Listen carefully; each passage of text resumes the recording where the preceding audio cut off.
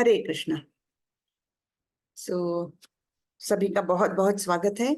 आज हम 8वां अध्याय देखने वाले हैं और इसमें ये यानी भक्ति योग के जो 6 अध्याय है उसमें ये अभी दूसरा अध्याय होने वाला है। 7वें अध्याय में हमने देखा किस प्रकार अलग अलग रूप में भगवान इस भौतिक जगत में उनका प्राकट्य हम अनुभव कर सकते हैं, है ना। तो किस रूप से रसो हमअप्सु कौन्तेय प्रभास्मि शशि सूर्ययोः, है ना।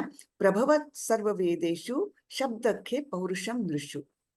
तो इस प्रकार कि पानी का मैं स्वाद हूँ, अग्नि की मैं तपीश हूँ, सूर्य चंद्रमा का प्रकाश हूँ। ये सब भगवान ने अपने रूप बताए। इन रूपों में मैं प्रकट होता हूँ, लेकिन हम उन्हें महसूस नहीं करते। क्यों? क्योंकि हम अज्ञानी हैं। हाँ? तो इस प्रकार से हमने एक एक क्षण उनका स्मरण हम करने में समर्थ हो सकते हैं अगर हम उनको पहचाने, हर जगह पर उनको जाने।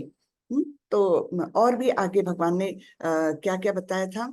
उन्होंने परा और अपरा शक्ति के बारे में बताया था और किस प्रकार जीव ये दोनों का कॉम्बिनेशन है। पराशक्ति भी है, अपराशक्ति है।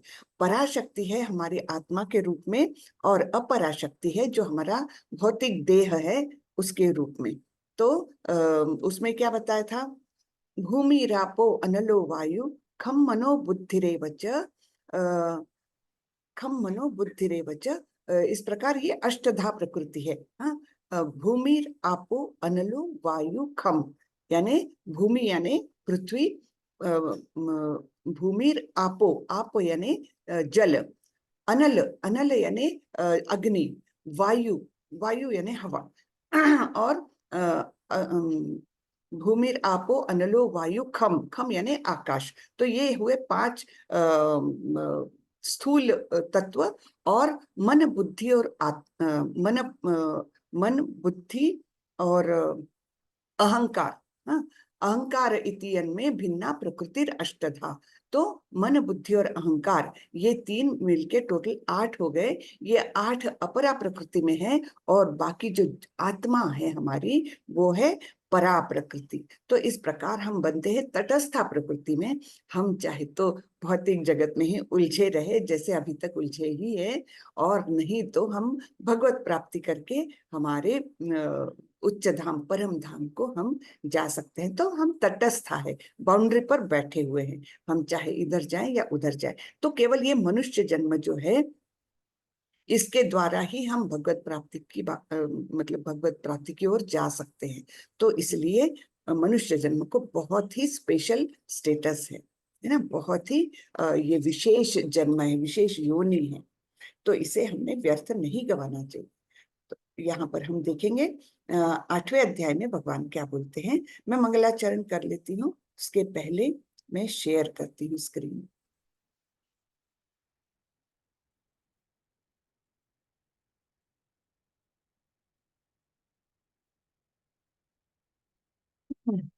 हरे कृष्ण।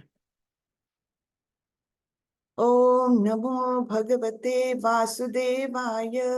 ओम नमो भगवते वासुदेवाय। ओम नमो भगवते वासुदेवाय। ओम अज्ञानतिमिरान्धस्य ज्ञानाञ्जनशलाकया चक्षुरुन्मीलितं येन तस्मै श्रीगुरवे नमः। श्रीचैतन्यमनोभीष्टं स्थापितं येन भूतले स्वयं रूपः कदा मह्यं ददाति स्वपदान्तिकं। वन्देऽहं श्रीगुरु श्रीयुतपदकमलं श्रीगुरुन् वैष्णवांश्च श्रीरूपं साग्रजातं सहगण रघुनाथान्वितं तं सजीवं साद्वैतं सावधूतं परिजनसहितं कृष्ण चैतन्य देवं श्री राधा कृष्ण पादान सहगण ललिता श्री विशाखान्वितांश।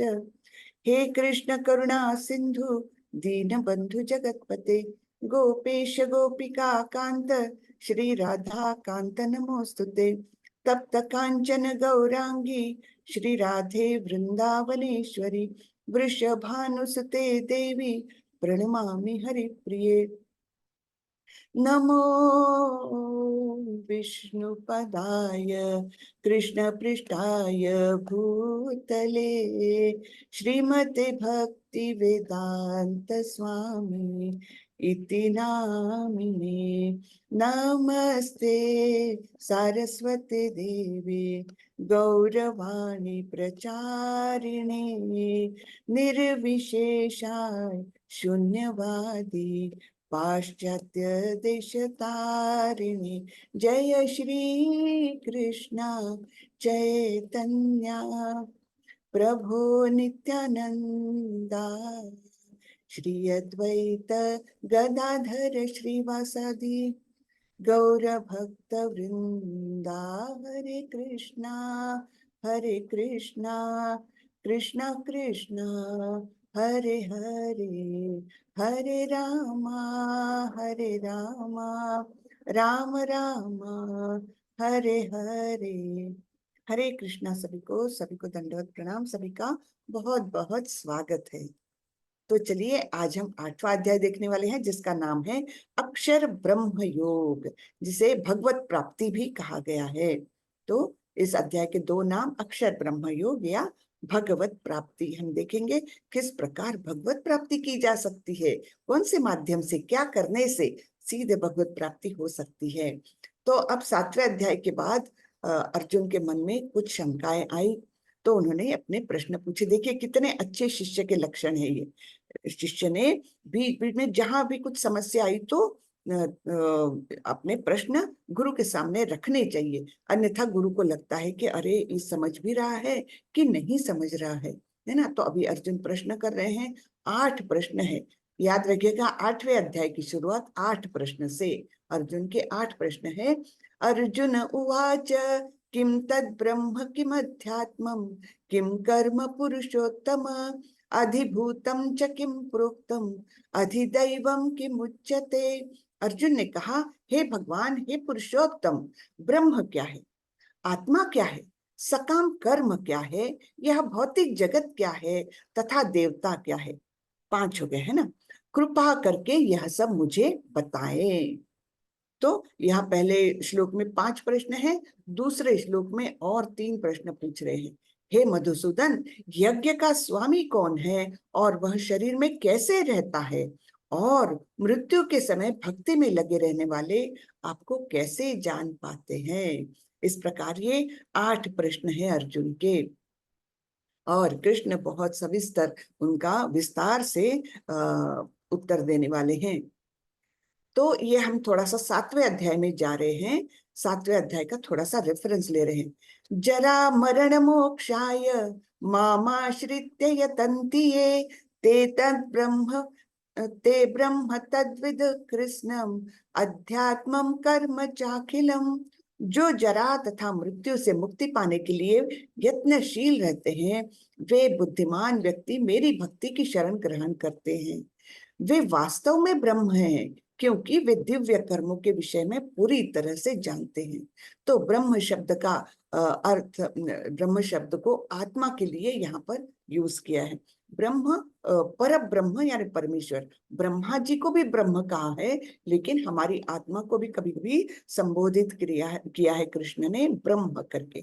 तो इस प्रकार वे वास्तव में ब्रह्म है, यानी उनकी आत्मा उस स्तर तक पहुंच गई है क्योंकि वे दिव्य कर्मों के विषय में जानते हैं, ऐसे कृष्ण कहते हैं 7वें अध्याय में। तो उसके बाद भगवान ने अंतिम श्लोक में कहा था, साधिभूताधिदैवं मां साधियज्ञञ्च ये विदुः प्रयाण काले च मां ते विदुर्युक्त चेतसः।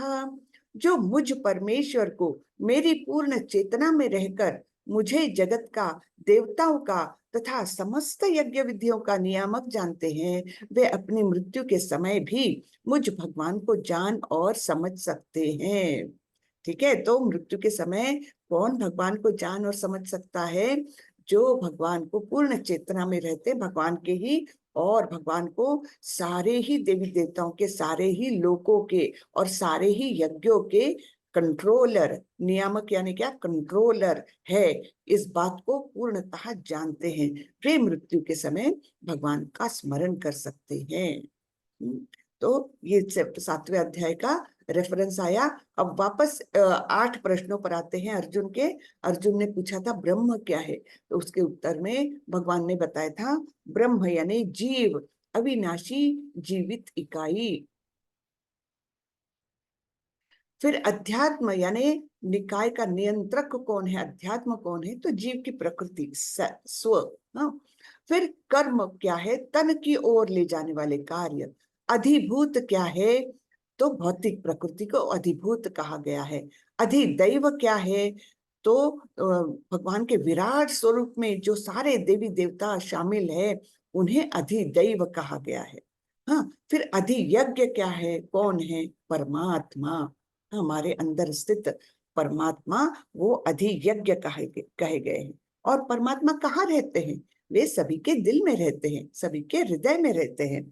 और मृत्यु के समय कृष्ण को कैसे याद किया जाए, तो अपने आप में ही स्मरण आएगा उनका। उसके लिए जीवन भर स्मरण का अभ्यास करें। यानी जीवन भर अगर हम नाम जप करते रहेंगे, भगवान का क्षण क्षण स्मरण करेंगे, है ना। Always remember Krishna, never forget Krishna, ये हमारे चैतन्य महाप्रभु ने दिया हुआ एक सिद्धांत है ना। तो हमेशा कृष्ण का स्मरण करो, उनको क्षण भर के लिए भी ना भूलो, तब हमारा जीवन सफल हो जाएगा। तो हम अपने काम करते रहे, नियत कर्मों को मतलब उसमें कोई भी बाधा नहीं आती है, उसके वो काम करते रहेंगे हम, लेकिन एट द सेम टाइम हम अपने मन में भगवान का स्मरण करते रहेंगे। तब हमारा जीवन सफल हो जाएगा और हमें मृत्यु के समय भगवान की याद आ जाएगी। तो यही उत्तर अभी श्लोक के रूप में हम देखते हैं। श्री भगवान उवाच अक्षरम ब्रह्म परमं स्वभावोध्यात्म मुच्यते भूत भावोद्भव करो विसर्गः कर्म संजितः। भगवान ने कहा अविनाशी और दिव्य जीव ब्रह्म कहलाता है और उसका नित्य स्वभाव अध्यात्म या आत्म कहलाता है। हमारा नित्य स्वभाव क्या है पता है? हमारा नित्य स्वभाव है हम भगवान के नित्य दास है। ये हमारा नित्य स्वभाव है, ये हमारी स्वाभाविक प्रकृति है। लेकिन उस हमारे नित्य स्वभाव को हम पूर्णतः भूल जाते हैं। तो नित्य स्वभाव को कैसे याद रखें कि हमारा जो कॉन्स्टिट्यूशनल पोजीशन कहते हैं इसे, प्रभुपाद जी उन्होंने बहुत सारे शब्द ऐसे दिए हैं जिसके सहारे हमारी समझ थोड़ी बढ़ती है। तो हमारा नित्य स्वभाव क्या है कि हम भगवान के नित्य दास है और हम भगवान के ही अंश है। जैसे हमारा हाथ, ये हमारा अंश है और इसका नित्य स्वभाव होना चाहिए इस पूर्ण की सेवा करना, वैसे ही हम भगवान के अंश है और हमारा नित्य स्वभाव है भगवान के सेवा करना। तो उसका नित्य स्वभाव जो है वो अध्यात्म या आत्मा कहलाता है। जीवों के भौतिक शरीर से संबंधित गतिविधि कर्म या सकाम कर्म कहलाती है। तो यहाँ पर बताया है कैसे जीवन मृत्यु का चक्र है और यहाँ पर योनियों में कैसे बदलाव आता है।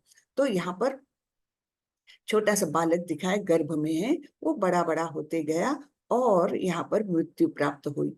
अब उसका उसके दो रास्ते हो सकते हैं, है ना। या तो वो उच्च श्रेणी में जाए, यानी या तो भगवत प्राप्ति करे, या देवता लोगों के इसमें जाए, या मनुष्य जीवन हो सकता है, या फिर हमने बुरे काम किए तो हम प्राणियों के भी योनि में जा सकते हैं। इस प्रकार ये विविध योनियों के मार्ग यहाँ पर मृत्यु के साथ ही खुलते हैं। और वो मृत्यु के साथ यानी मृत्यु तो जीवन की परीक्षा है। हाँ, जीवन भर हम अभ्यास करें, जैसे हम साल भर अभ्यास करते हैं कोई डिग्री के लिए, और जो मृत्यु है वो हमारी परीक्षा है ना। तो इस प्रकार ये मृत्यु के समय अगर हमने भगवान का स्मरण कर लिया तो सोचो हम टॉप ग्रेड में पास हो गए। और हमारी अगली योनि डिपेंड करती है हमारे जीवन में हमने कैसे कर्म किए, है ना। कर्म तो कर्म फल के रूप में, और दूसरी हमारी इच्छाएं, इच्छाएं बहुत ज्यादा मायने रखती है। हाँ, किसी किसी को उसके ऊपरी ऊपरी कर्म लगेंगे हमको बड़े ही अच्छे, लेकिन उसके मन में काम वासनाएं रहेगी छुपी हुई, जो वो प्रकट नहीं कर पा रहा है। इस प्रकार छुपी हुई इच्छाएं रहेगी उसकी, तो वो इच्छाएं अगले योनि को निश्चित करती है है ना। जैसे उसके मन में बहुत ज्यादा काम वासनाएं हैं, मैं एक एग्जांपल दे रही हूँ। हाँ, बहुत ज्यादा अधिक काम वासना है जो वो कैसे भी करके सप्रेस करके रखा है, ऊपरी जगत में वो बड़ा अच्छा दिखावा कर रहा है। तो उसका उसकी योनि कौन सी तय होगी, जहां पर उसकी काम वासनाएं जो है वो तृप्त हो जाए। तो हो सकता है उसको यानी जैसे कुत्ते का इस प्रकार जो कहीं भी काम वासना अपनी कहीं भी रास्ते पर कहीं भी वो काम वासना तृप्त कर सकता है, उस प्रकार की योनि भी मिल सकती है। तो इसलिए हमारी इच्छाएं जो है ना वो बहुत ही मायने रखती है। तो ये बताया गया है कि जो कर्म है जो यानी अपने भौतिक शरीर से संबंधित जो कर्म है वे सकाम कर्म कहलाते हैं भौतिक जगत में। और निष्काम कर्म किसे कहेंगे, जब हम भगवान को अर्पित करते हुए कर्म करते हैं तो वो निष्काम कर्म कहलाता है। तो यहाँ पर अलग अलग प्रकार के कर्म बताए हैं। तो देखिए यहाँ पर ये राधा कृष्ण की पूजा कर रहे हैं, तो निश्चित रूप से इनको कहाँ पर स्थान मिलेगा, कृष्ण के साथ स्थान मिलेगा। परम धाम को जाएंगे जिसे कहते हैं गोलोक वृंदावन, जहां पर कृष्ण की नित्य लीलाएं चलती रहती है, वहां पर इनको स्थान मिलेगा, है ना। और ये जो है ये व्यक्ति अच्छे काम कर रहा है, जैसे दान पुण्य कर रहा है, तो ये बहुत अच्छे काम है ना। लेकिन इसको स्थान कहाँ मिलेगा, देवताओं के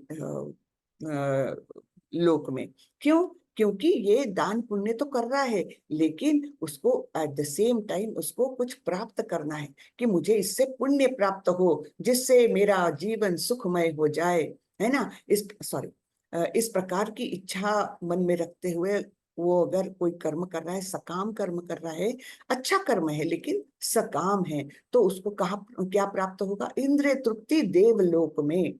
देवलोक ऐसी जगह है जहां पर जो सुख हम यहाँ पर रत्ती भर का भोगते हैं वो वहां पर बहुत सारा है।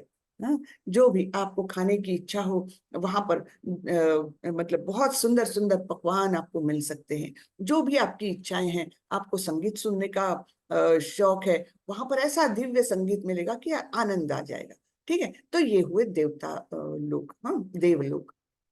अब तीसरा मनुष्य है, ये कुछ भी खाता है, जो सामने आए वो खाता है, उसमें कोई विधि निषेध है ही नहीं। तो उसको कौन सा जन्म दिखाया गया है, पिग का, जो कुछ भी खाता है, मल भी खाता है वो, है ना। तो इस प्रकार इसकी इच्छाएं तृप्त करते हैं भगवान, है ना। किसी की भी इच्छाएं, भगवान तो हमारे परम पिता है, परमेश्वर है, बहुत दयालु और बहुत हमसे प्रेम करने वाले। तो वो देखते हैं अच्छा इसकी इच्छा ये हो रही है, तो उसकी इच्छा तृप्त करो, पूर्ण करो उसकी इच्छा। तो अगली योनि कौन सी मिल रही है उसको, सुअर की मिल रही है ना। और फिर यहाँ से उसको फिर से मनुष्य जन्म को आने तक कितनी योनियां उसको बदलनी पड़ेगी, है ना। नेचुरल इवोल्यूशन प्रोसेस से वो कितने करोड़ों जन्मों के बाद वो फिर से मनुष्य जन्म प्राप्त कर सकेगा। यानी उसने कितना व्यर्थ गंवाया अपना मनुष्य जीवन, है ना। या फिर ऐसे जो काम वासना में अत्यंत लिप्त रहते हैं, उनको कौन सी योनि मिल रही है, देख लीजिए आप, है ना, कुत्ते की। तो इसलिए अपनी इच्छाएं बहुत काबू में रखना। यानी हम सोचते हैं हम तो बुरा काम कर नहीं रहे हैं तो क्या, लेकिन इच्छाएं भी बहुत मायने रखती है, ये यहाँ पर बताया है। अधिभूतम क्षरो भावः पुरुषश्चाधिदैवतम अधियज्ञो हमेवात्र देहे देहभृतांवर। हे देहधारियों में श्रेष्ठ, निरंतर परिवर्तनशील यह भौतिक प्रकृति अधिभूत यानी भौतिक अभिव्यक्ति कहलाती है। भगवान का विराट रूप जिसमें सूर्य तथा चंद्र जैसे समस्त देवता सम्मिलित है अधिदैव कहलाता है। तथा प्रत्येक देहधारी के हृदय में परमात्मा स्वरूप स्थित में परमेश्वर यानी यज्ञ का स्वामी कहलाता है। हाँ, तो जो परमात्मा है वो क्या है, परमेश्वर ही है, लेकिन उनका स्वरूप अलग है ना। परमेश्वर यानी भगवान को प्राप्ति करने के तीन चरण मैंने बताए थे। पहला था कौन सा, ब्रह्म ज्योति, है ना, वो लोएस्ट है। उसके आगे है परमात्मा जो सर्वव्यापी है, हर एक जीव के हृदय में है। हाँ, सर्व साक्षी सर्वव्यापी ऐसा जो स्वरूप है भगवान का, वो परमात्मा स्वरूप है। और फिर भगवान तो वो जो श्याम सुंदर स्वरूप है उनका, द्विभुज है उनके, और मुरलीधर है जो, और जिनको मोर पंख अत्यंत पसंद है, और वो उन्होंने अपने मुकुट में धारण किया हुआ है, ऐसा जो सुंदर सा स्वरूप है भगवान का, वो है टॉप मोस्ट रूप, जहां भक्त जाते हैं। उनको बाकी दोनों स्वरूपों से उतना आसक्ति है ही नहीं, वे तो केवल भगवान को चाहते हैं। क्यों? क्योंकि वो गोलोक वृंदावन जाकर भगवान की सेवा करना चाहते हैं। नित्य स्वरूप जो है ना, जीवेरा स्वरूप है कृष्णेर नित्य दास। जीव का स्वरूप है कृष्ण का नित्य दास होना। तो इस प्रकार वहां जाना चाहते हैं। तो प्रत्येक देहधारी के हृदय में जो परमात्मा है उसे यज्ञ का स्वामी कहा गया है। अब ये बहुत इंपॉर्टेंट श्लोक आता है, मैं चाहती हूँ आप सब लोग इसे कंठस्थ करें। ये और इसके आगे का, अंतकाले च मामेव स्मरन् मुक्त्वा कलेवरं यः प्रयाति समद्भावं याति नास्तत्र संशयः। और जीवन के अंत में जो केवल मेरा स्मरण करते हुए शरीर का त्याग करता है, वह तुरंत मेरे स्वभाव को प्राप्त करता है, इसमें रंच मात्र भी संदेह नहीं है। ऐसे भगवान बता रहे हैं। और यहाँ पर किसको बताया गया है? भीष्म पितामह को। भीष्म पितामह जिनको बाणों की शैया पर अर्जुन ने लिटा दिया था घायल करके, है ना, लेकिन उनको इच्छा मरण का वरदान था, इसलिए वे एक योग्य समय की राह देखते हुए उतने जख्मी हालत में भी पड़े रहे। और फिर क्या हुआ, जब युद्ध खत्म हुआ, 18 दिन का युद्ध खत्म हुआ, युधिष्ठिर महाराज बन गए और सब कुछ मतलब स्थिर हो गया। उसके बाद कृष्ण पांचों पांडवों को लेकर भीष्म पितामह के पास आए उनका आशीर्वाद लेने के लिए। और उस समय देखो नारद मुनि और भी अन्य ऋषिगण और भी देवतागण वहां पर उपस्थित हुए, क्योंकि ये एक अद्भुत क्षण था। तो जैसे ही भीष्म पितामह ने कृष्ण को देखा तो उनको अत्यंत आनंद हुआ और उन्होंने बहुत सुंदर शब्दों में कृष्ण की स्तुति की। हाँ, और मतलब जो कुछ उनको युधिष्ठिर को और अन्य पांडवों को जो उपदेश देना था वो उन्होंने दिया, और कृष्ण की स्तुति करते हुए, कृष्ण को देखते हुए और अपने प्राण उस समय त्यागे। तो निश्चित रूप से उनका गंतव्य कौन सा होगा? गोलोक वृंदावन। हाँ, क्योंकि कृष्ण को प्रत्यक्ष देखते हुए, उनका नाम लेते हुए, उनकी स्तुति करते हुए उन्होंने अपने प्राण त्यागे, अपना देह त्याग दिया।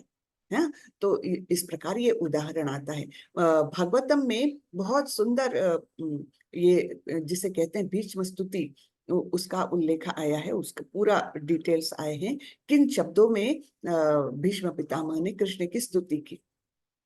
तो हम जब भगवान के सामने जाते हैं ना, तो हमने केवल हाथ जोड़ करके भगवान मेरा ये काम कर दो, भगवान मेरा वो काम कर दो, मैं बहुत दुखी हूँ और मैं बहुत कष्ट में हूँ, ये सब बातें सोचना नहीं चाहिए। सबसे पहले तो क्या करना चाहिए, हमने जैसे ही भगवान के सामने गए तो उनका चरणों से लेकर मुख तक, पहले स्टार्ट करना है चरणों से। हाँ, धीरे धीरे चरणों से ऊपर आते आते उसके बाद उनका मुख देखना चाहिए हमने, और बहुत सुंदर शब्दों में भगवान की स्तुति करना चाहिए। अब हम तो इतने बुद्धिमान है नहीं कि हम अपने तरीके से स्तुति कर सके, तो इसलिए ये जो महाभागवत हो गए हैं, जो महाभक्त होकर गए हैं, उनके शब्दों का सहारा लेकर हमने भगवान की स्तुति करना चाहिए।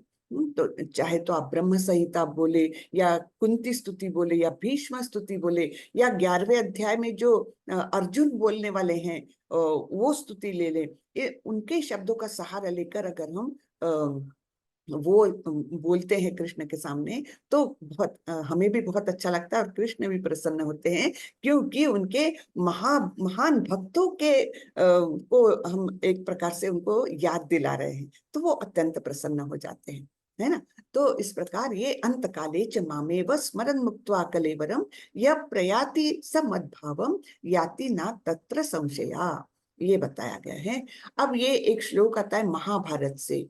हाँ, तो यहाँ पर क्या हुआ था, एक कहानी ऐसी आती है कि जब पांडव वनवास में थे, तब युधिष्ठिर महाराज ने अपने सबसे छोटे भाई को बोला कि जाओ निकट के जलाशय से पानी भर के ले आओ। तो वो नकुल गए, आए नहीं। फिर सहदेव को भेजा, वो गए, आए ही नहीं। फिर अर्जुन को भेजा, वो गए, आए ही नहीं। भीम को भेजा, वो भी नहीं आए। तब युधिष्ठिर महाराज समझ गए कि ये तो कुछ तो गड़बड़ है। तो वो खुद उस जलाशय के पास आए। उन्होंने देखा उनके चारों भाई बेहोश थे।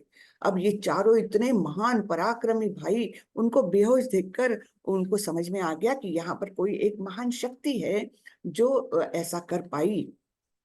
तो उन्होंने पूछा कि वो कौन है जिन्होंने मेरे भाइयों को इस प्रकार से बेहोश किया है, कृपया मेरे सामने आए। तो एक यक्ष जो है वो उस जलाशय से निकला और बोले कि ये जलाशय मेरा है और इसका पानी मेरी अनुमति के बिना कोई लेता है तो मैं उन्हें मृत्यु दंड देता हूँ, लेकिन ये इनको अभी मैंने बेहोश किया हुआ है। तो फिर युधिष्ठिर बोले, मुझे बताएं मैं आपके लिए क्या कर सकूं जिससे आप मुझ पर प्रसन्न होए और मेरे भाइयों को मुझे वापस दिलवा दे। तो यक्ष ने बोला कि ठीक है, मैं आपको एक प्रश्न पूछता हूँ, उसका अगर तुमने योग्य उत्तर दिया तो फिर मैं तुम्हारे भाइयों को छोड़ दूंगा। तो उन्होंने पूछा कि जगत में सबसे आश्चर्यजनक चीज ऐसी क्या है, ऐसी क्या बात है जो सबसे आश्चर्यजनक है। तब उन्होंने युधिष्ठिर महाराज ने उत्तर दिया था, अहनि अहनि च भूतानि गच्छन्ति यमालयम शेषस्थवरम शेषस्थायित्वम इच्छन्ति किम आश्चर्यम अतः परम। तो सैकड़ों और हजारों जीवित संस्थाएं हर पल मौत से मिलती है ना, यानी हर पल वो मृत्यु को पाती है। बहुत जीवित संस्था यानी क्या, जीव।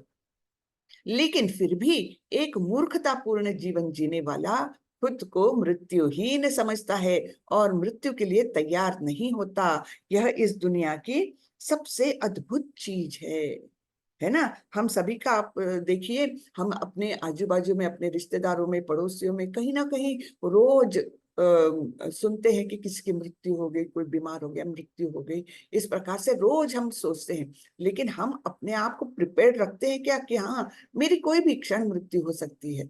हम नहीं रखते। हम सोचते कि नहीं नहीं, मेरी मृत्यु को तो बहुत टाइम है, अभी तो बहुत जीना है, मुझे जीना है बरसों, अभी क्या करना चिंता, है ना। तो अपने आप को एक प्रकार से हम उस बात को निगेट करते रहते हैं कि हम हमारी कभी भी मृत्यु हो सकती है, ये हम एक्सेप्ट नहीं करते। तो इस प्रकार अपने आप को, खुद को मृत्युहीन समझते हैं। और यही इस जगत की सबसे आश्चर्यजनक चीज है, ये युधिष्ठिर महाराज ने बताया।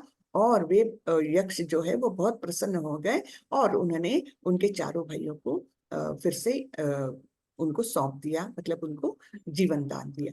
ठीक है। तो ये कहानी आती है, हमको ये सोचना चाहिए कि मृत्यु कभी भी आ सकता है और हमने हर पल इस सरप्राइज टेस्ट के लिए तैयार रहना चाहिए, है ना। हम कभी भी क्लास में जाए और हमको एक मन में ये रहना चाहिए कि हाँ, कभी भी हमारे टीचर हमारी सरप्राइज टेस्ट ले सकते हैं, वैसे हमारी भी सरप्राइज टेस्ट भगवान कभी भी ले सकते हैं और किसी भी पल हमको मृत्यु आ सकता है। उस पल के लिए हमको तैयार रहना है।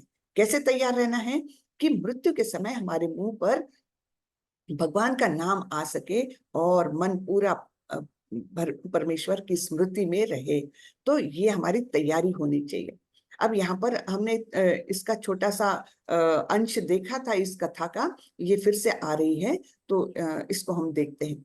तो ये हमने बताया था भरत महाराज कैसे श्रेष्ठ महाराज थे और उन्होंने पूरा त्याग करके वो आश्रम बना के एक जंगल में रहने लगे, भगवत प्राप्ति के लिए प्रयत्न करने लगे। और एक हिरनी उन्होंने देखी जिसने एक अत्यंत नवजात बच्चे को जन्म दिया था, लेकिन वो बच्चा नदी में गिर गया था। तो उसको बचाकर भरत महाराज अपने आश्रम में ले आए और उसकी देखभाल करने लग गए। उसके प्रति उनकी आसक्ति बढ़ने लग गई। अब ये कितनी आश्चर्यजनक बात है कि जो व्यक्ति अपने पुत्रों से, अपने पत्नी से, अपने संपत्ति से सारा मोह छोड़ करके यहाँ आया है, उसको आसक्ति हुई हिरण से। तो इसलिए कहते हैं ना, ये माया बड़ी अद्भुत है। हम सोचेंगे हम तो बड़े, हमको किसी चीज से मोह माया नहीं है। तो यहाँ तो भरत महाराज को देख रहे, इतने मतलब यंग एज में उन्होंने सब कुछ छोड़कर जंगल में आ गए थे। तो वो तो कितने यानी मोह रहित थे वो पूरी तरह से, फिर भी उनको आसक्ति हुई, जिसके कारण उनका जो है पतन हो गया एक तरीके से। कैसे हुआ? वो उस हिरण के बच्चे को ढूंढते ढूंढते रात के अंधेरे में जंगल में गए और उनका पैर फिसला एक ऊंची पहाड़ी से, और मन में स्मरण तो हिरण के बच्चे का ही रहा। उस समय उनकी मृत्यु हो गई। तो उनकी आत्मा क्या बन गई है ना, ये स्मरण करते हुए वो मरे, तो उनको ये देह मिल गया, हिरण का ही देह मिल गया। तो यहाँ बताया है, यम यम वापि स्मरन् भावम त्यजन्त्यन्ते कलेवरम तम तमेवैति कौन्तेय सदा तद्भाव भावितः। हे कुंती पुत्र, शरीर त्यागते समय मनुष्य जिस जिस भाव का स्मरण करता है वह उस भाव को निश्चित रूप से प्राप्त होता है। हाँ, तो जिस जिस भाव का स्मरण करता है वह उस भाव को प्राप्त होता है। इसलिए मृत्यु के समय हम देखते हैं, पहले के जमाने में अगर कोई ऐसे बीमार है और ऐसा लगता है कि इस व्यक्ति की अब जल्दी ही मृत्यु होने वाली है, प्लीज म्यूट करें। तो ऐसा लगता है कि इस व्यक्ति की जल्दी ही मृत्यु होने वाली है, तब अड़ोस पड़ोस के लोग या रिश्तेदार क्या करते थे, घर में या तो भगवत गीता का पाठ करेंगे या भजन करेंगे, भगवान का नाम जप करेंगे जोर जोर से। क्यों? क्योंकि उस व्यक्ति को एक प्रकार से स्मरण दिलाने के लिए। तो ये बहुत अच्छी प्रथा थी, बहुत ही अच्छी प्रथा थी ना अपने देश में। लेकिन धीरे धीरे वो सब तो लुप्त हो गया। आप क्या करते, बीमार है हॉस्पिटल में डालो, हॉस्पिटल में उसको जरूरत है नहीं है पता नहीं, फिर भी उसको वेंटिलेटर पर रख के उसको उसका वो प्रोलॉन्ग करते रहते हैं, कुछ घंटे कुछ मिनट्स शायद प्रोलॉन्ग करते होंगे। लेकिन हमारे शास्त्र तो बताते हैं व्यक्ति को एक सेकंड भी ज्यादा नहीं मिल सकता जीवन का।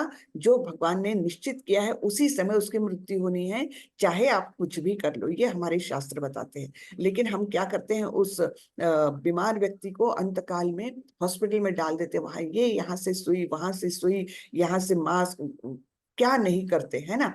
तो इतनी तकलीफ है उस शरीर को दे करके। और होता क्या है, वहां तो उनके जो परिजन है वो तो पास में रह ही नहीं सकते, तो हरिनाम बोलेगा कौन, है ना।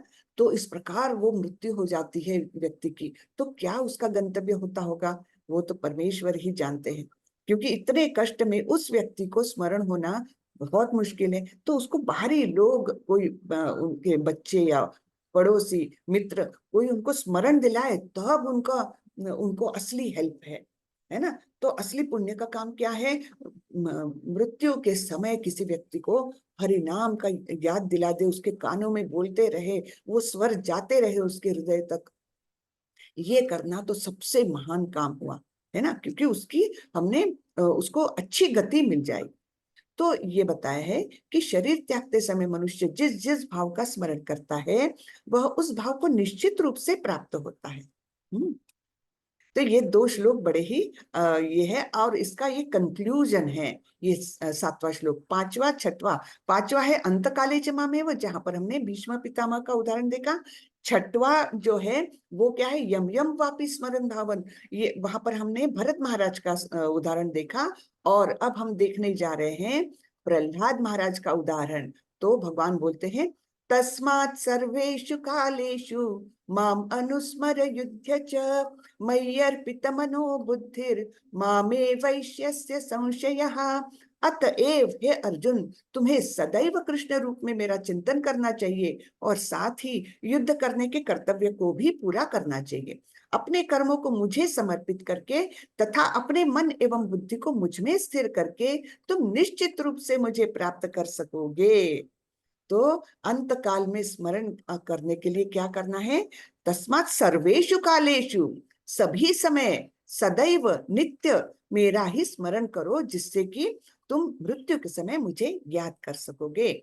ये बताया है। और यहाँ पर उदाहरण दिया है, यहाँ उदाहरण दिया है प्रहलाद महाराज का, जो इतने बचपन से ही, वो तो जन्म से ही महान भक्त थे, और वे सदैव जो भी करते रहो वे हमेशा विष्णु का स्मरण करते रहते थे।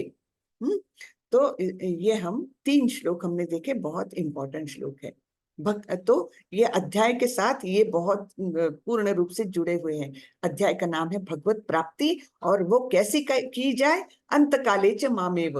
हाँ, या फिर उसका ऑप्शन बता है यम यम वापि स्मरन् भावन, और फिर तीसरा बता है तस्मात् सर्वेषु कालेषु, सभी समय सदैव मेरा स्मरण करो। आगे भगवान बोलते हैं अभ्यास योग युक्तेन चेतसा नान्यगामिना परमं पुरुषं दिव्यम याति पार्थानुचिंतयन्। हे पार्थ, जो व्यक्ति मेरा स्मरण करने में अपना मन निरंतर लगाए रखकर अविचलित भाव से भगवान के रूप में मेरा ध्यान करता है, वह मुझको अवश्य ही प्राप्त होता है। हम्म तो हमको अगर भगवत प्राप्ति करना है तो क्या करना है कि हमेशा भगवान का निरंतर स्मरण करे। और किस रूप में? भगवान के रूप में। ये नहीं बोल रहे कि परमात्मा के रूप में या ब्रह्म ज्योति के रूप में, नहीं, भगवान के रूप में मेरा ध्यान करो। अब ये अजामिल की कहानी आती है। तो हम तो बहुत सामान्य जीव है। अजामिल तो क्या था पता है? एक ब्राह्मण कुल में उत्पन्न हुआ, बहुत सज्जन घराने में उत्पन्न हुआ, जहां पर पूजा और आध्यात्मिक कर्म नित्य रूप से किए जाते थे, ऐसा ये अजामिल है। और ये भी बहुत भक्ति में था, और अपने पिता जो बहुत विद्वान पंडित थे और जिनका बहुत मान सम्मान था पूरे शहर में, उनके पुत्र, तो ये अपने पिता को मदद करते थे। एक बार क्या हुआ, उनके पिता ने बोला कि जाओ ऐसे ऐसी पूजा के लिए जो है पूजा सामग्री जंगल से ले आओ, फूल लकड़ी जो कुछ लाना है वो जंगल में जाकर के ले आओ। तो अजामिल गए जंगल, और फिर वहां पर उन्होंने क्या देखा कि एक व्यक्ति एक वैश्या को आलिंगन दे रहा है और उनकी क्रीड़ाएं चल रही है।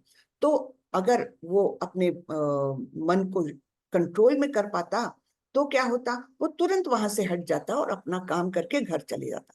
हुआ क्या, माया ने उसको ऐसे जकड़ लिया, मन ने उसको ऐसे जकड़ लिया बेकाबू होकर, कि वो छुप करके वो सब देखता रहा।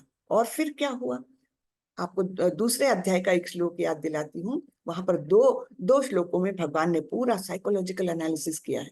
तो इन्होंने जब इस प्रकार की वो देखी, क्रियाएं देखी, उनके मन में वो मन में चलने लगा। तो फिर क्या बोला था भगवान ने? ध्यायतो विषयान पुंसा संगस्तेषुपजायते संगात संजायते कामः कामात् क्रोधो अभिजायते क्रोधात् भवति सम्मोहः सम्मोहात् स्मृति विभ्रमः स्मृति भंशात् बुद्धिनाशो बुद्धिनाशात् प्रणश्यति, यानी विनाश। कहाँ से लेकर? ध्यायतो विषयान पुंसा, तो ये भी वो विषय को, वो इस इंद्रिय तृप्ति के कार्य को ध्यायतो यानी चिंतन करने लग गया। और धीरे धीरे धीरे उनका इतना पतन हो गया कि उन्होंने क्या किया पता है? उन्होंने अपने बूढ़े माँ बाप को घर से निकाल दिया, अपनी सुविद्य एकदम अच्छी पत्नी को उन्होंने घर से निकाल दिया, और फिर क्या किया, उस वेश्या को अपने घर ले आए। ठीक है। और फिर उनके पतन की कोई सीमा नहीं रही, क्योंकि सारे लोग उन पर छी थू करने लग गए, और उनको फिर चोरी करने लग गए। वो अपने उस वैश्या की इच्छाएं पूरी करने के लिए चोरी करने लग गए, महापाप करने लग गए, नशा करने लग गए, सब कुछ करने लग गए, केवल उस एक क्षण के गलती से उनका पूरा जीवन जो है बर्बाद हो गया। हाँ। और उस प्रकार फिर क्या हुआ, अंत काल में क्या हुआ पता है? वो 80 साल के हुए और उनका एक 10वां पुत्र जो था वो 3 साल का था। उसका नाम उन्होंने रखा नारायण। ये उनको भगवान ने मतलब एक इंडिकेट किया, या भगवान ने उनको बुद्धि दी कि इस बेटे का नाम तुम नारायण रखो। तो उन्होंने अपने आखिरी बेटे का नाम नारायण रखा। और हमको पता है कि छोटे बच्चों से बहुत हमको लगाव रहता है, तो हमेशा वे नारायण इधर आओ, नारायण मुझे पानी ला दो बेटा, नारायण तुमने खाना खाया, नारायण नारायण नारायण उनके मुंह पर बहुत आने लग गया।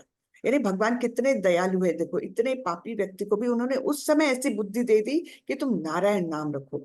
और इस प्रकार जब वे मृत्यु की शैया पर थे, तब भी वे किसी न किसी कारण नारायण नारायण नाम लेने लग गए, अपने बेटे के लिए, भगवान के लिए नहीं, लेकिन बेटे के लिए लेने लग गए। तो क्या हुआ, इतने पाप कर्म किए हुए थे, तो यमराज ने अपने दूतों को भेज दिया उनको लाने के लिए, क्योंकि सारे पापों का दंड तो उनको मिलना ही था।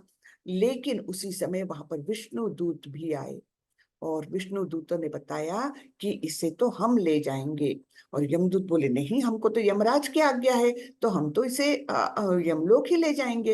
इस प्रकार फिर यमदूत और विष्णु दूतों के बीच एक प्रकार से लड़ाई हो गई। ये इनको ले जाना चाह रहे थे और विष्णु दूत बोल रहे थे नहीं, हम ले जाएंगे। इस प्रकार ये हुआ। और यद्यपि ये बिल्कुल मृत्यु के पास थे, फिर भी उनको वो समझ में आ रहा था कि कोई भयंकर दिखने वाले और कोई देवता स्वरूप दिखने वाले ऐसे लोगों के बीच में मेरे लिए बहस छिड़ी हुई है और एक प्रकार से उनमें झगड़ा हो रहा है। ये उनको उस अवस्था में भी समझ में आ रहा था। तो यमदूत फिर हार कर वहां से चले गए और विष्णु दूतों ने उनको क्या किया, उनको वैकुंठ तो नहीं मिल सकता क्योंकि उन्होंने इतने पाप किए हैं, तो वैकुंठ लोक तो नहीं लेकर गए, लेकिन उनको दूसरा जन्म दिया और इस स्मृति के साथ दिया कि उन्होंने अपना जीवन कैसे जिया है।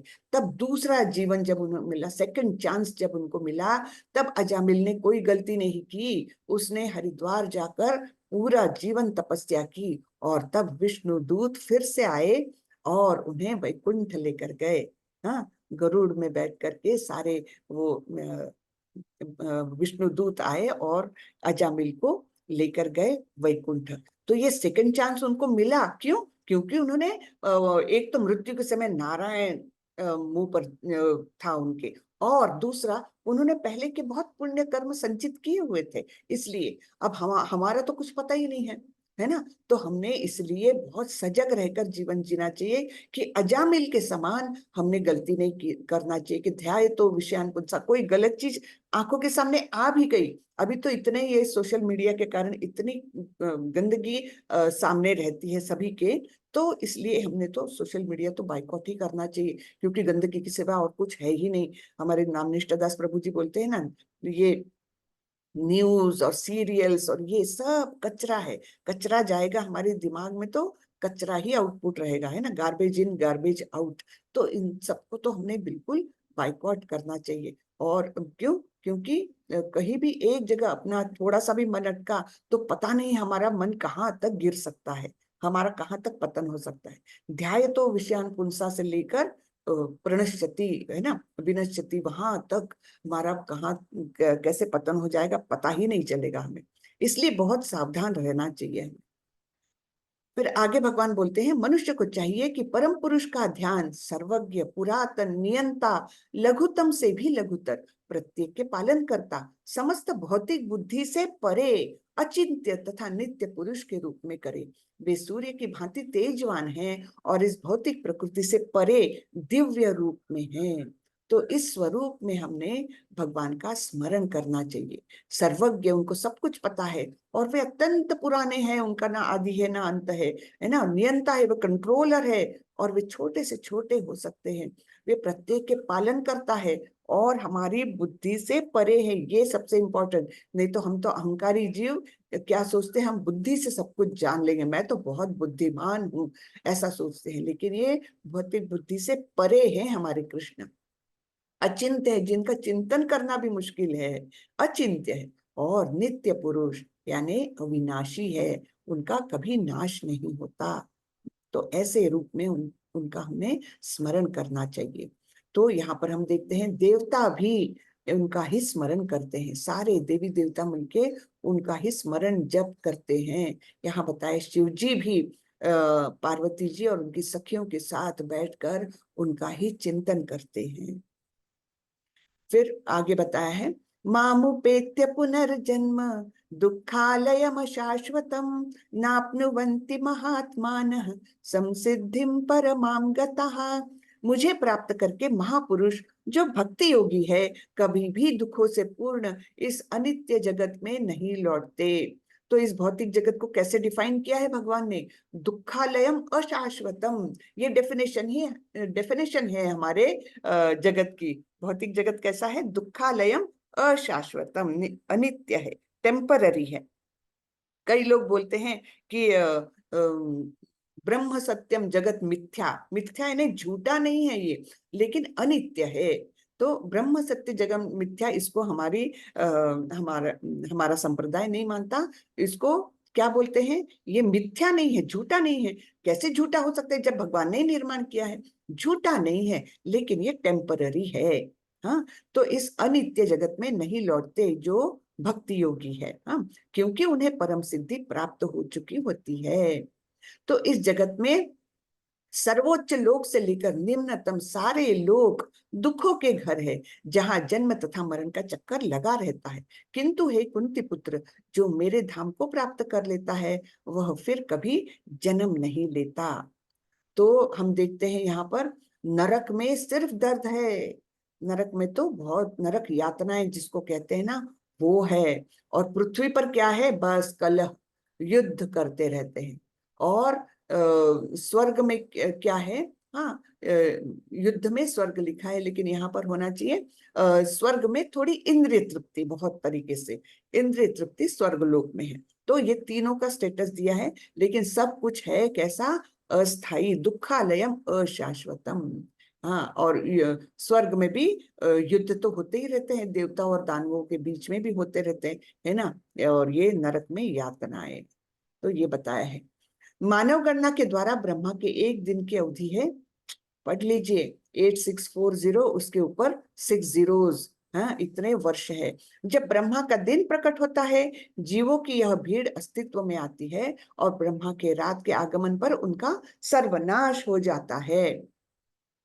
तो ब्रह्मा जी जब जीवित होते हैं, है ना, तो सॉरी, ब्रह्मा जी का जब दिन आता है तब वो क्या करते हैं? सृष्टि का सृजन करते हैं। और रात होती है तो सब कुछ समेट के रख देते हैं, बैग में बंद कर देते हैं सबको, है ना। तो ये हुआ प्रलय। लेकिन ये कौन सा प्रलय है? ये मतलब अंतिम प्रलय नहीं है, महाप्रलय नहीं है, ये सिर्फ प्रलय है। ये ब्रह्मा जी करते हैं, ये भौतिक जगत के अंदर सीमित है। और बार बार दिन आता है और प्राणियों का यह मेजबान सक्रिय होता है, और फिर से रात आती है तो वे असहाय रूप से घुल जाते हैं। तो हम जीव जो है उनका ब्रह्मा जी अपने दिन होते से उठे, नींद से उठे तो सृजन किया, रात के समय उसको ये कर दिया। और एक दिन की अवधि इतने वर्ष है, तो उतने वर्ष तक हम उनके रात के कारण हम प्रलय में अंदर बंद हो जाते हैं, है ना, प्रकट नहीं हो पाते। लेकिन इसके अतिरिक्त एक अन्य अव्यय प्रकृति है, यानी ये ब्रह्मा जी के दिन और रात के बारे में बताया है, यानी ये प्रलय के बारे में बताया है। और उसके अन्य जो आध्यात्मिक जगत है, एक अन्य अव्यय प्रकृति है। अव्यय यानी जिसका नाश नहीं होता, जो शाश्वत है और इस व्यक्त तथा अव्यक्त पदार्थ से परे हैं। तो ये है आध्यात्मिक जगत, जो हमारे भौतिक जगत से परे है। यह परा यानी श्रेष्ठ और कभी न नाश होने वाली है। जब इस संसार का सब कुछ लय हो जाता है, तब भी उसका नाश नहीं होता। तो भौतिक जगत में तो ये प्रलय चलता रहता है, ब्रह्मा जी का दिन आया, रात आई तो प्रलय, और ये चलता रहता है। लेकिन इसका परिणाम आध्यात्मिक जगत पर बिल्कुल नहीं होता। वहां कभी उसका कभी भी नाश नहीं होता उस जगत का। ऐसा बताया है यहाँ पर। तो ये एक गोलोक चार्ट बोलते हैं उसको। इसमें इसमें स्थिति बताई है, ये मैं थोड़ा सा लार्ज करके बताऊंगी। तो ये गोलोक वृंदावन की स्थिति बताई है, और इसके नीचे जो है ये, सॉरी, ये है भौतिक जगत, है ना। भौतिक जगत के ऊपर है आध्यात्मिक जगत। भौतिक जगत जिसके अंदर गर्भोदकशाही विष्णु है, गर्भोदक ओशन है ये, और उसमें गर्भोदकशाही विष्णु बैठे हैं, शेष नाग पर लेटे हुए हैं। और उनके नाभि से जो कमल की डंडी निकली, उसमें सारे लोक स्थित है। यहाँ बीच में कहीं तो भी हमारा भूर लोक है, ऊपर सारे उच्च लोक है, जहां पर सबसे टॉप में है ब्रह्मलोक। हाँ, लॉर्ड ब्रह्मा यानी ब्रह्मा जी वहां पर स्थित है। और नीचे सारे ये पाताल लोक है, और उससे भी नीचे नरक है। हाँ, जहां पर बहुत यातनाएं होती है। तो ये सारे पाताल लोक है। अतल, वितल, सुतल, है ना, तलातल, महातल, रसातल, ऐसे ये 7 पाताल लोक है। बीच में 3 जो है वो हम लोगों के लिए हैं, और ऊपर के सारे उच्च लोक है, ये देवी देवताओं के लिए है। ठीक है, इस प्रकार की रचना है। और इसके ये यहाँ पर कारणोदकशाही विष्णु बताए हैं, जिनके रंध्रों से ये सारे ब्रह्मांड निकल रहे हैं। हाँ, और यानी ये भी है तो यानी कारणोदकशाही विष्णु तो भौतिक जगत के परे है, बाहर है वे, है ना। ये शंभु जी भी है, शंभु भी बाहर है। हाँ, और ये जो माया है ये इसको पूरे को कंट्रोल कर रही है। ठीक है, इस प्रकार से बताया, बहुत डिटेल में है ये मैं अभी समझाते बैठूंगी तो बहुत टाइम हो जाएगा, लेकिन आपको शायद लेवल 2 में वगैरह ये डिटेल में समझाया जाएगा। अब हमको देखना ये है कि सॉरी हमको देखना यह है कि गोलोक वृंदावन जो है ये आध्यात्मिक जगत में है, और वैकुंठ लोक वगैरह जो है ये भी आध्यात्मिक जगत में आते हैं, वैकुंठ लोक जिन्हें कहते हैं। और ये भौतिक जगत जो है ये ब्रह्मा जी के दिन और रात के साथ प्रलय करते हैं और फिर प्राकट्य करते हैं, लेकिन इससे आध्यात्मिक जगत पर कोई असर नहीं होता। हाँ, जब कारणोदकशाही विष्णु उच्छ्वास लेते हैं तब फिर ब्रह्मा जी समेत सभी कोई उनके अंदर चले जाते हैं, तब ब्रह्मा जी भी नहीं रहते। हाँ, तो ये हमको ये यहाँ पर समझाया गया है कि इनके श्वास लेने से ब्रह्मांड निर्माण हुए, फिर ब्रह्मा जी निर्माण हुए, लेकिन जब ये उच्छ्वास लेंगे, श्वास अंदर कर लेंगे, तब ब्रह्मा जी समेत सब कुछ अंदर चला जाता है, उसे महाप्रलय कहते हैं। और ब्रह्मा जी जो दिन और रात के साथ करते हैं उसे केवल प्रलय कहा जाता है। हाँ, तो हम आगे बढ़ते हैं। तो ये गोलोक वृंदावन में हमारे घनश्याम नित्य लीलाएं करते रहते हैं, गायों के साथ खेलते हैं, प्राणियों के साथ खेलते हैं, यशोदा मैया के साथ उनकी लीलाएं चलती रहती है। तो यहाँ पर एक मुकुंद माला स्तोत्र का एक श्लोक आया है, उसमें बताया गया है, हे कृष्ण, ये बोल रहे हैं राजा कुलशेखर, राजा कुलशेखर की ये प्रार्थनाएं हैं जिनका संकलन किया गया है। तो उसमें वो बोलते हैं, हे कृष्ण, कृपया मेरे मन को तुरंत अपने कमल के फूलों के पैरों की ओर जाने दे, जैसे कि राजहंस कमल के फूलों के तने में प्रवेश करता है। जब मेरी अंतिम सांस के समय मेरा गला हवा पित्त और कफ की क्रिया से संकुचित हो जाता है, तो मैं आपको कैसे याद रख पाऊंगा, है ना। तो क्या बोल रहे हैं, पता नहीं बुढ़ापे में मेरी क्या हालत हो जाएगी, इतनी सारी तकलीफें रहेगी उस समय, और गला अवरुद्ध हो जाएगा, तो उस समय में आपका कैसे नाम स्मरण कर सकूंगा, कैसे यातनाओं के समय कैसे मैं आपको याद कर सकूंगा। इसलिए हे भगवान, मुझे इसी क्षण अपने पास ले चलो। ऐसे महाराज कुलशेखर की वो है। हाँ, फिर आगे बोलते हैं भगवान, वेदेषु यज्ञेषु तपस्सु चैव दानेषु यत् पुण्य फलम प्रतिष्ठम अत्येति तत्सर्वमिदं विदित्वा योगी परम स्थानमुपैति चाद्यम। जो व्यक्ति भक्ति मार्ग स्वीकार करता है वह वेदाध्ययन, तपस्या, दान, दार्शनिक तथा सकाम करने से प्राप्त होने वाले फलों से वंचित नहीं रहता। वह मात्र भक्ति संपन्न करके इन समस्त फलों की प्राप्ति करता है और अंत में परम नित्य धाम को प्राप्त होता है। तो भक्ति से सब कुछ ये अपने आप ही प्राप्त हो जाता है।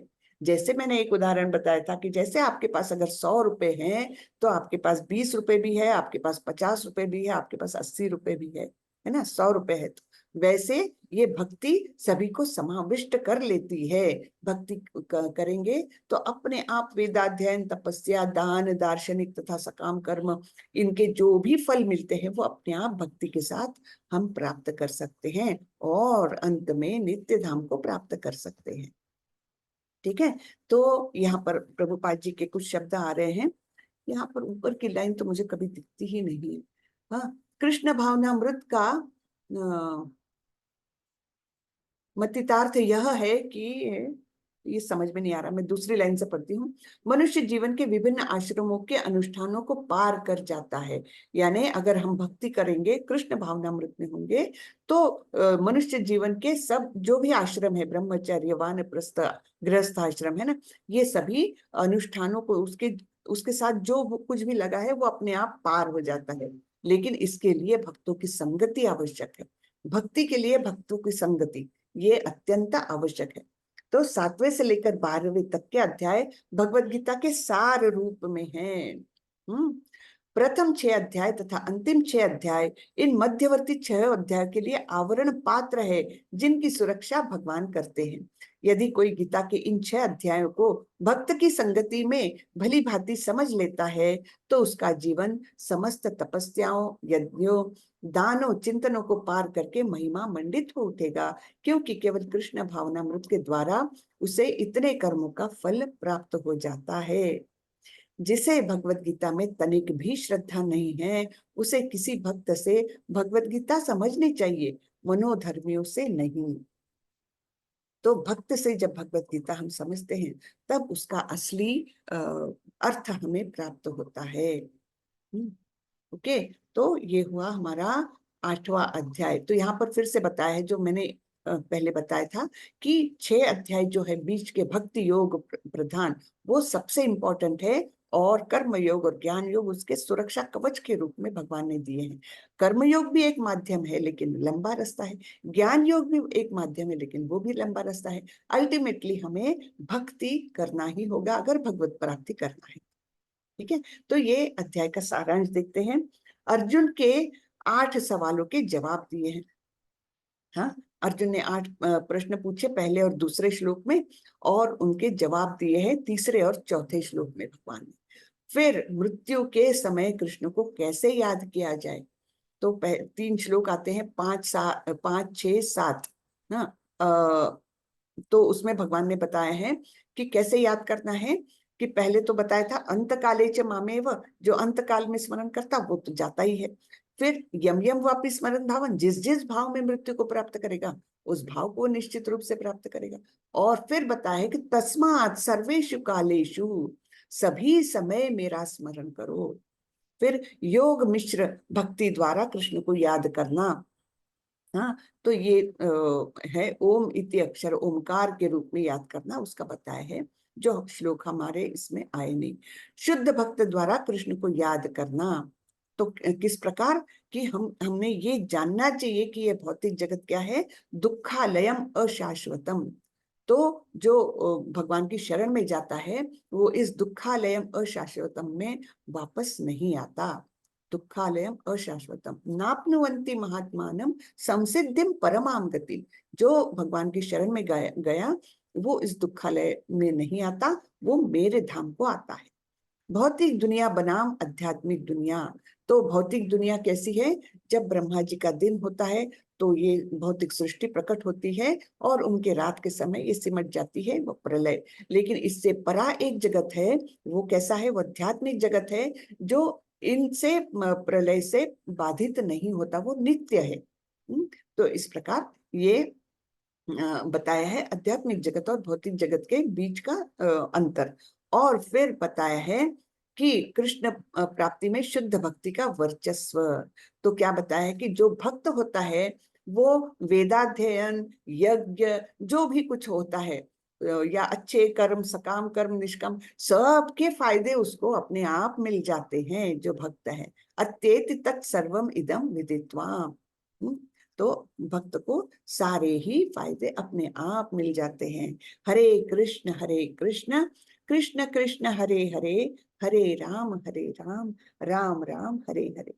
तो आज का ये अध्याय खत्म हुआ।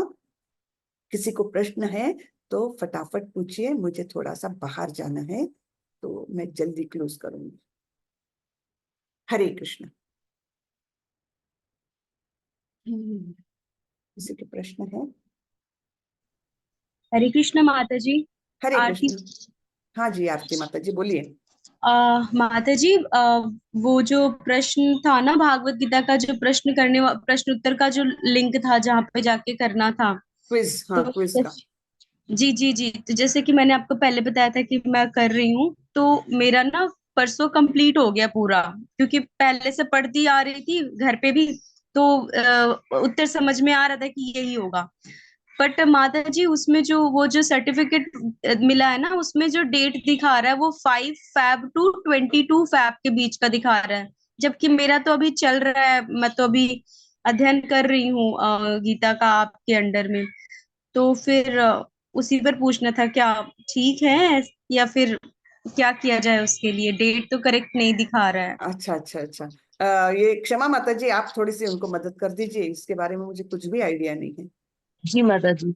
हाँ माता जी आप अपना सर्टिफिकेट मेरे को भेज दीजिएगा, मैं एक बार टेम्पल में बात कर लूंगी। जी जी क्षमा माता जी, थैंक यू। हरे कृष्णा। हरे हरे कृष्णा। हरे कृष्ण माता जी। हरे कृष्णा। जसपाल प्रभु पूछिए, आपको कुछ पूछना है, हैंड रेज्ड है आपका। आज कृष्ण ग्रहण माता जी, है क्या दंडवत माता प्रणाम। जी? हरे कृष्णा। जी माता माता जी जी, एक मिनट है, जसपाल प्रभु पूछ रहे हैं, मैं आपके पास आती हूँ बाद में। जी आईडीसी के बारे में मैं आपको पूछने वाला था। आईडीसी का कोर्स कब से होगा? अभी तक कुछ आया नहीं है प्रभु, मुझे भी तो करना है वो कोर्स, तो अभी तक कुछ आया नहीं। जी, तो आएगा तो लिंक आएगा ग्रुप में कि हमारे L3 के ग्रुप में आएगा? L3 के ग्रुप में आ सकता है, नहीं आया तो जी, मैं आपको दे दूंगी। हाँ ठीक है माता जी, हरे ओके, कृष्ण। जब आएगा तो मैं आपको लिंक दे दूंगी। ओके माता जी, हरे कृष्ण। हरे कृष्ण। अ, आगे है विनोद कुमार शर्मा प्रभु। प्रणाम माता जी। प्रणाम। हरे कृष्ण, बोलिए। मेरा जो है प्रश्न उत्तरी का मुझे पता ही लग रहा कहाँ आ गया है। मुझे पता ही लग रहा, मैंने कल मैसेज भी किया था क्षमा माता जी को। अच्छा, तो क्षमा माता जी आप वो डाल रहे हैं ना, क्विज का लिंक डाल रहे हैं ना ग्रुप जी में? माता जी, डेली डाला डालती हूँ हुआ मैं पर मुझे मॉर्निंग में। पता मिला नहीं। अच्छा, फिर से एक बार डाल दीजिएगा माता जी, तो उनको जी मिल माता जी, मुझे जाएगा। मैं आज ये डाल लगा दूँ। पता नहीं हरे हुआ कृष्ण कैसे। माता जी। प्रभु आपकी आवाज बहुत कट रही है, मुझे समझ में नहीं आ रहा, थोड़ा आप थोड़ा पास में आकर बात करेंगे। एक हरे मिनट कृष्ण माता जी। हरे कृष्ण।